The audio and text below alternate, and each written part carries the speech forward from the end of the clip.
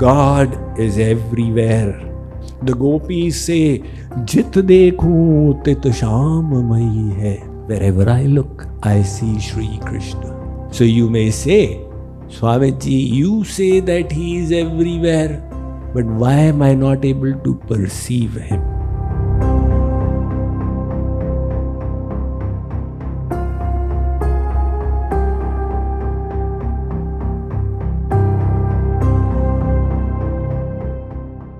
Ishavasya midagvam sarvam yatkincha jagatyan jagat tena tyaktena bhunjitha ma grida kasyasvidhanam. Translation: all of creation, whether sentient or insentient, is pervaded and controlled by God. Therefore, renouncing the desire for pleasure, use things judiciously. Do not get attached anywhere. For this world and its treasures have never belonged to anyone. One billionaire was displaying his opulences to a commoner, thinking he will impress him with all his possessions. Until the commoner remarked, all that you have shown me is what makes a deathbed so terrible. Because on the deathbed you become aware you have to leave it all behind. The mantra starts off by saying Ishavasyamidam sarvam. The word Ish is for God. What is the meaning of Vasya? Well, without going into excessive details, go to the straight meaning. Vas also means Vastra. This world is the garment of God because He is all pervading. Vas also means covered. The three gunas of the world are covering God. And that is why we have no perception of Him. He is sitting inside of us, but He is covered by His Yoga Maya. The doctor uses the stethoscope. Did you hear God any time with your stethoscope?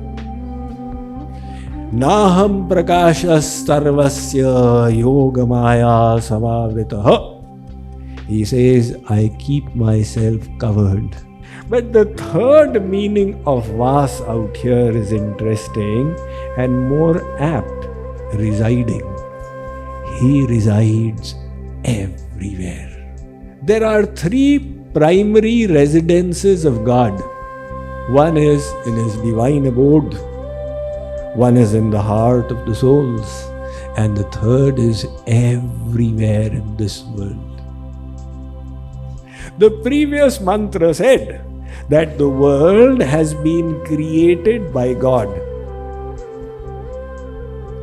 So, somebody may ask, from the sentient God, how did insentient matter get created? That kind of contradiction is you as well. Your body is sentient. If I press something, oh, what happened? Swamiji, it's paining. But your hair is insentient. Ramu was sleeping. Shamu thought of a practical joke. He came and cut his choti. When Ramu woke up, he said, oh my God, who cut it? You had no perception that somebody is cutting your choti? Was the hair stuck from the outside? No. It came from my body itself. So from the sentient body, shafts of the insentient came out. But the same hair, if you pull, oh, what happened? You pulled my hair, the sentient portion of the insentient hair. The same with the nails. You merrily cut the nails and have no pain. Was the nail stuck from the outside? No, Swamiji, it grew from the body itself.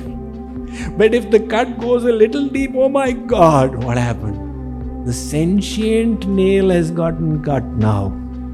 So just like the contradiction in our body, from the sentient Lord, his insentient energy, Maya, has created this world. And having created, he has pervaded it. He is everywhere. So you may say, Swamiji, you say that he is everywhere, but why am I not able to perceive him? It is just like if somebody gets bitten by a snake and the poison spreads throughout the body. How do you check that this person is sarpadrasht? The technique used in India is to give him bitter neem, the margosa leaf, and ask, what is the taste like? If he says sweet, then you can understand that the poison has spread. His senses have gotten destroyed. The bitter neem is appearing sweet to him. On the other hand, when somebody gets jaundice, at that time you give them sugarcane juice and ask, how is it? Is it sweet? It's bitter. Bitter? Sugarcane is bitter? Something wrong with you? No, nothing wrong with me. I am from Stanford. Okay, Mr. Stanford, how come sugarcane is appearing bitter to you? You know, my senses, they have gotten defective because of the jaundice. So, likewise, God is divine and our senses are material. The eyes, ears, etc. We are unable to perceive the all-pervading God. And those saints who did the sadhana to purify their senses, mind and intellect, they all gave the verdict. Siya Ram Maya Sab Jagajani Vasudeva Sarvamiti Purusha Eve Dagvam Sarvam Yat Bhutam Yatcha Bhavyam. The gopis say, Jit dekhu tit sham mayi hai. Wherever I look, I see Shree Krishna. So the mantra states, God is everywhere. And that is why this world belongs to him, not to us. We don't have the right to use it for our enjoyment. We have the right to use it in his service, in everything we do. If a worker is supplied material by the contractor, the worker makes the apartment and says, this is now mine. The contractor will say, the material belongs to me, you only put in the effort. Likewise, we stake claim, this is mine, and this is for my enjoyment. That is material consciousness. The consciousness of being the enjoyer. And that is what gets us in trouble. One husband and wife, they were celebrating their 30th wedding anniversary in Dallas. They were both, by chance, 60 years old. They had married when they were both 30. And a Gandharva, as a blessing, decided to give darshan. So, having had darshan of the Gandharva, he told them, I'm willing to give you both one boon each. The wife said, I wish we were on a cruise to Alaska. The Gandharva blessed, poof, they were both transported to a cruise. He asked the husband, what is your wish? He said, I wish my wife was 30 years younger than me. The Gandharva again blessed. Poof! He became a 90-year-old.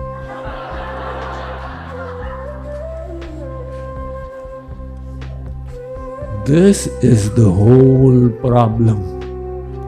Material consciousness says, I am the Lord of all I have. I am the enjoyer of it all.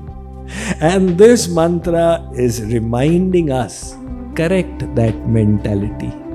Neither did you make the materials of the world, nor do you own them. So utilize them with the proper mindset.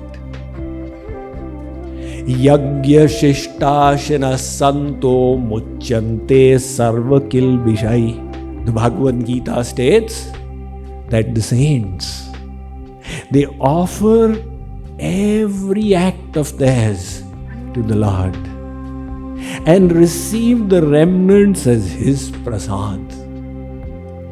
And by virtue of that mindset, they destroy all sins. On the other hand, bhunjate tvamagham papa.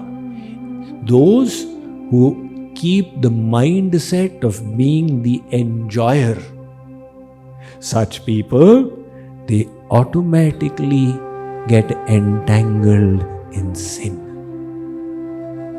So, spirituality is teaching us to change that mindset. It is all we need to do. You don't need to run away from the world. Some people, many philosophers, they emphasize Brahma Satyam Jagan Mithya. They state that the world is Mithya. What is this meaning of Mithya? They just say it without even understanding what they are saying. Brahma Satyam Jagan Mithya Jivo Brahmaivana Para. So Mithya means what? Mithya means non-existent, a creation of the mind. So they say the world is Mithya, but I am perceiving it. That's because of your ignorance. When your ignorance is dispelled, then the world will cease to exist. You will understand Aham Brahmasmi. So you ask these philosophers that those who got situated in Brahma Vidya, did they stop eating? If they say the world is Mithya, they should stop eating. Why are they eating food?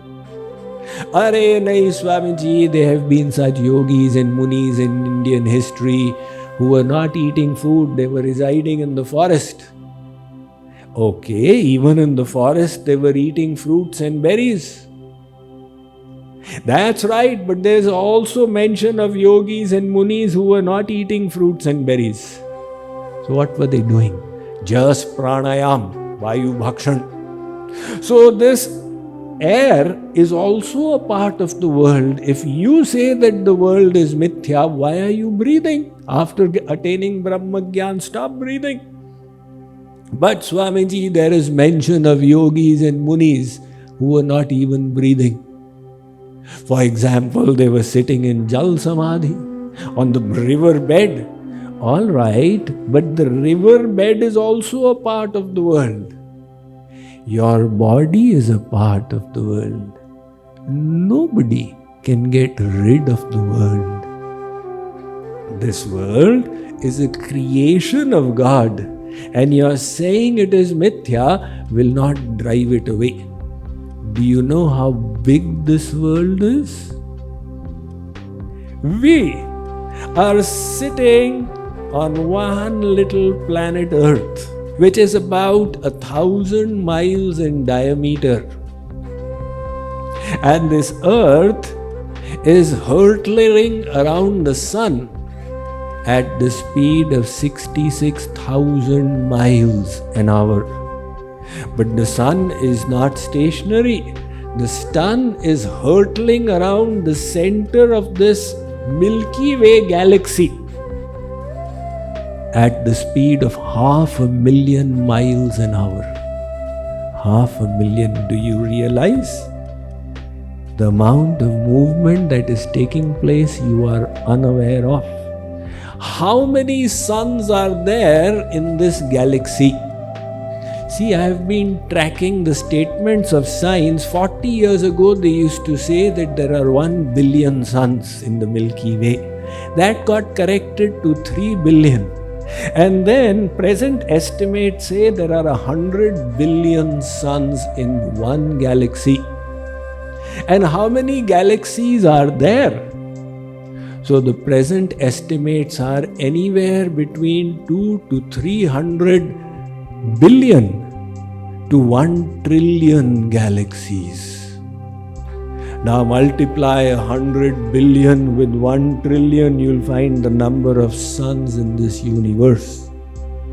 But Sankhya chet rajasamastina vishwanam kadachana Brahma Vishnu Shivadinam tatha Sankhyana Vidyate says, like this universe, there are innumerable universes. That is how vast creation is. Did our mind create this world? If our mind has created, we've done a tremendous feat.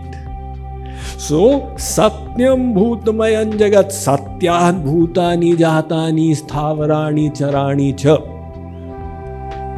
The world is existent, only temporary.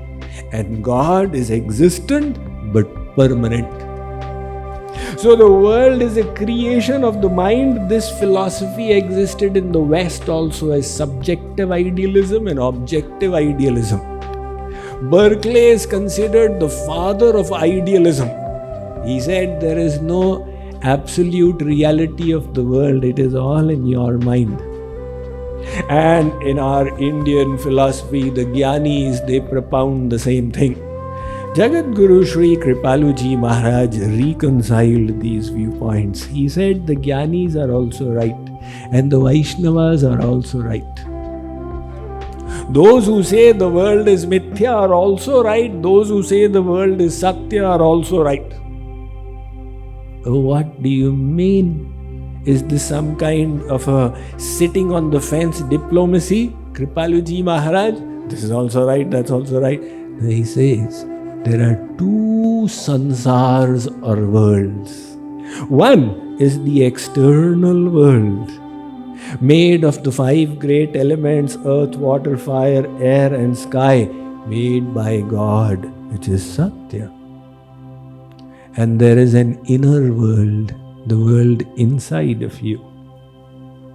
The anger, the desire, the greed, the hatred, the love, the affection, the attachment, that is a creation of your own mind. And you are responsible for that. You have direct perception of that in your dream. Because in your dream, your eyes are closed, you have no direct contact with the outside world. And yet you see, hear, etc. That is your inner world. Can anybody enter anybody else's dream? Impossible. Each person's dream is a concoction of their own mind. One boy used to sleep with his glasses on. And his father said, "Why do you sleep with your glasses?" He said, "I want to see my dreams more clearly." One man was up in the mountains in the Rockies and he was relaxing in the sun, kind of dozing, basking, waking up, when all of a sudden a mountain leopard appeared and he was terrified until he thought, maybe I am just dreaming. So if I box it hard enough, maybe I'll be able to wake up. He actually boxed it, and in his dream the leopard left and his dream also broke. But the next day again he was sitting there outside the hotel room and half asleep, half awake when the leopard again appeared and it came closer and closer. And he said, the same dream is appearing once again. And when it was within his arm's reach, he boxed the leopard on the nose.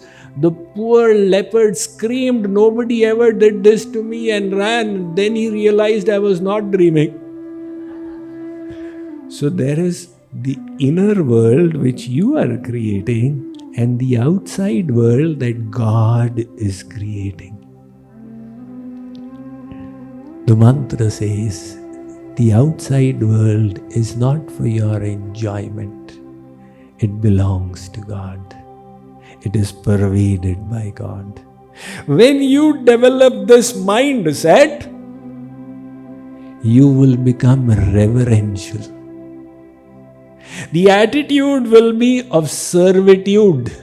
Things of God are for the enjoyment of God. I am His humble servant. So you will focus on purifying your inner intention, your inner mindset. The world may still be there, but you will be unaffected by it. To third parties, it may seem, oh my God, this person has got so much of opulence. Like the Mahatma who used to reside in the forest. A king became his disciple, and the king started bringing gifts to the Mahatma. To protect his disciples' bhav, the king would accept them. One day the king thought, I live in such luxury, and my Guruji lives in a hut in the forest. It's not appropriate. Let me make a palace for my Guru as well. It was not a big deal for the king. He created the palace. Now the Mahatma said, my disciple has given it. Okay. He started living in the palace until a doubt crept into the king's mind. One day he said, Guruji, now there is no difference between you and me. You have got this Rolls Royce. I have also got a Lamborghini. You have got this. I have also got. What is the difference? Guruji smiled and said, Beta, let's go for a walk in the forest. They both started walking and talking. After an hour, the king said, Guruji, will we return? Let's go a little further. After another hour, he said, Guruji, let us return now. He said, let's just continue a little more. Ultimately, the king panicked and said, Gurudev, I have got to go back. I have got my queen, children, duties, etc. The Guru said, let us just stay here now. There is no need to go back. Are impossible, Guruji? Guru said, Beta, you said there is no difference between you and me. This is the difference. Just for your sake, I was living in the midst of these, but internally there was no attachment. So see, spirituality is the inner journey. Where prior to listening to the Bhagavad Gita, Arjun's mindset was, I need to fight and get my kingdom. And after listening to the whole Gita, he is still in the same profession of a warrior. But the mindset has completely changed. Who cares for the kingdom? Shree Krishna wants me to do something for his pleasure, so be it. Yat karoshi yadashnasi yad juhosi dadasi yat tapasyasi kaunteya tat kurushva madarpanam. Whatever you do it for his sake. So, this is the first mantra.